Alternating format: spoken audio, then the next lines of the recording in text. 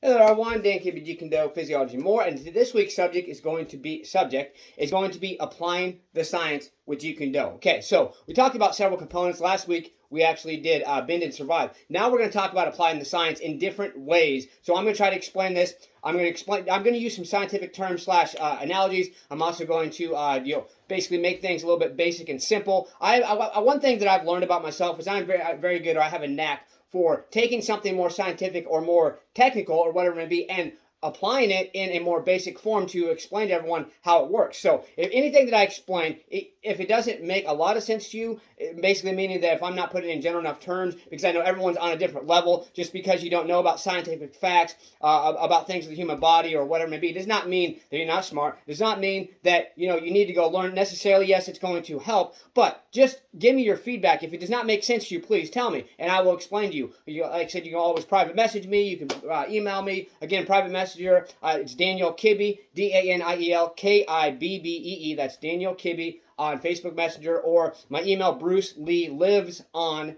_16 @yahoo.com. That's Bruce Lee Lives on, all lowercase, _16 @yahoo.com. Please give me all your feedback. I want to know. Okay, so just to kind of touch base on, give you an introduction to what this week's going to be all about. Like I said, applying the science with Jeet Kune Do. Again, with many type of martial arts, even Jeet Kune Do does not mean you have to be a martial artist necessarily, but you can apply the concepts and the facts, the philosophy, the mindset, whatever it is, all the above to your life, because it will benefit you more than you honestly could ever understand. Because everything that I've learned about Jeet Kune Do, especially, I honestly could still benefit from, even if I decided I was not interested in martial arts, which would never happen. But even if I decided that I wanted to steer away, because I've thought about it at different times until I realized the talent that I have, not only with martial arts, not only with Jeet Kune Do, but carrying it on to other people and training other people, not just in the physical aspects, but the philosophical mindset things as well. So I just want to kind of touch base on that, what it's going to be about applying the science with Jeet Kune Do in different ways. Okay, obviously there's going to be a lot of physical things going on, but there's also science based